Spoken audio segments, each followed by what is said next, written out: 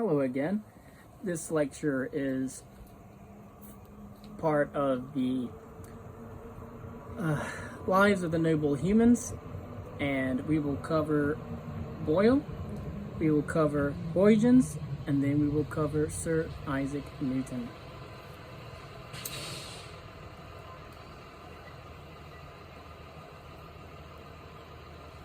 As the school bus drops off the children from their educational institutions. Alrighty.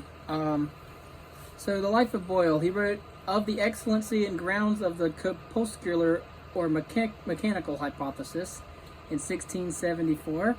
Note here that Descartes was an ambiguous corpuscularian, and he did not necessarily believe in the existence of atoms, since he thought that they could be further divided if they did exist, with space being infinite.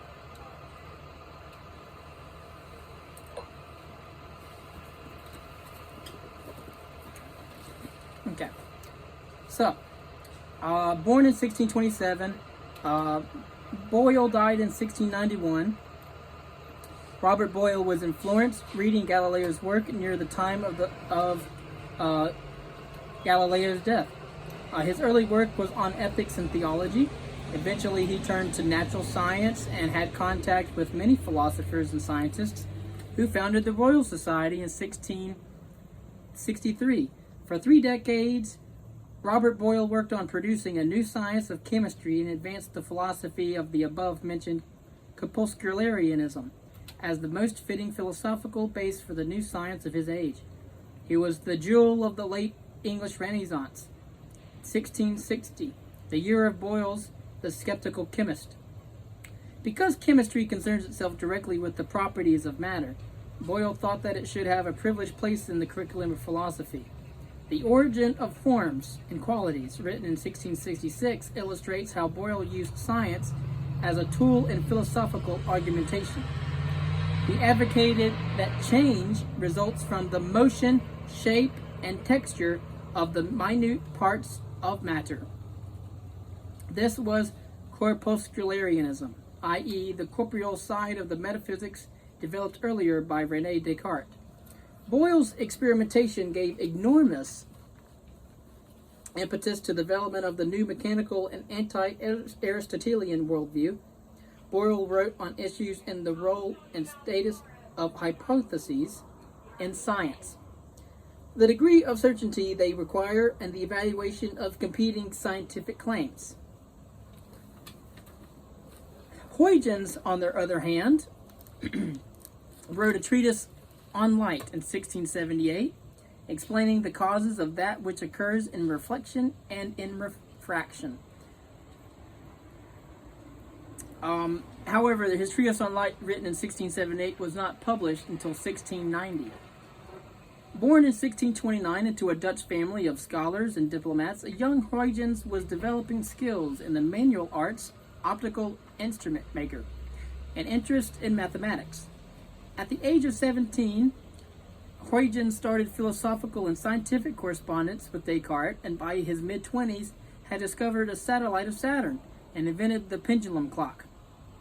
In the period between that of Descartes and Leibniz, he was highly acclaimed as Europe's greatest mathematician. He was a founding member of both the English Royal Society, founded in 1663, and the French Académie Royale des Sciences in 1666. Huygens made original contributions to optics, mechanics, geometry, hydrostatics, and astronomy. He died in 1695. He is remembered by many as a scientist given his wave theory of light, but he was also a philosopher, his texts being infused with philosophical concerns, issues in ontology, epistemology, methodology, and theology.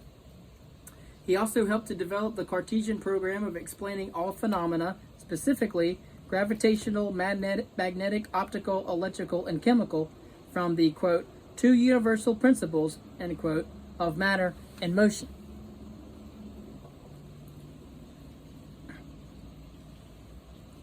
Indeed, Huygens had no equal in 17th century history of science. During his lifespan, the telescope and microscope were major instruments in the arbitration of both scientific and philosophical disputations. And due to the fact that both instruments depended on the transmission and amplification of light, it was only then natural that the nature and properties of light be the subject of earnest inquiry. Philosophical theories about the nature of the world are subject to scientific and experimental testing. The preface of the treatise gives a clear understanding of hypothetical deductive method. It is in the context of contrasting the probabilism of science with the certainty of geometry. Hypotheses are at best highly probable.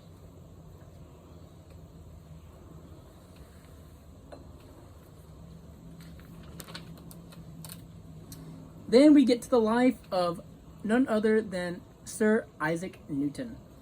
He wrote the Principia Mathematica in 1687 and then Optics in 1704. Isaac Newton, the towering intellect of the scientific revolution, in a period of outstanding thinkers. Goethe labeled 1642, the year of Newton's birth, the, quote, Christmas of the modern age, end quote. Newton made fundamental contributions in mechanics, optics, astronomy, mathematics, and chemistry, and additionally he wrote more on theology than he did on science. Nevertheless, he was a member of Parliament, president of the Royal Society, and also master of the British Mint. He died in 1727. Newton corresponded and argued with all the prominent philosophers of his age: Boyle, Hooke, Huygens, Berkeley, Locke, G.W. Leibniz, among others. Newton's magnum opus is The Mathematical Principles of Natural Philosophy, written in 1687.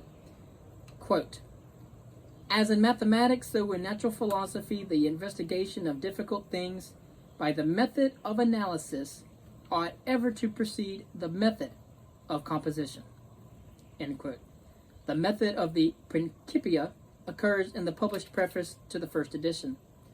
Newton comprehends the scientific experiment as attempts at or approximations to the objectification of scientific theory. Newton's procedure is idealization. He works with the math of ideal and abstract situations before he considers the properties of real objects. Newton's second major work, The Optics of 1704, details his experimental genius. Consistent with the mechanical worldview, he developed a corpuscular or particle theory of light, and in the second edition of 1717 he added a lengthy series of philosophical and methodological reflections on gravity, the theory of matter, the role of hypotheses in natural philosophy, and other things as well. Newton's grand and monumental achievement, his unifying theory of gravitation, combined 1. Kepler's laws for planetary motion plus Galileo's law of falling bodies. This equivocates to the solution that the single inverse square law of gravitational attraction. Ironically, his theory was immediately attacked by Leibniz and other Cartesian physicists as being the absurd idea to turn back the clock to Aristotelian physics.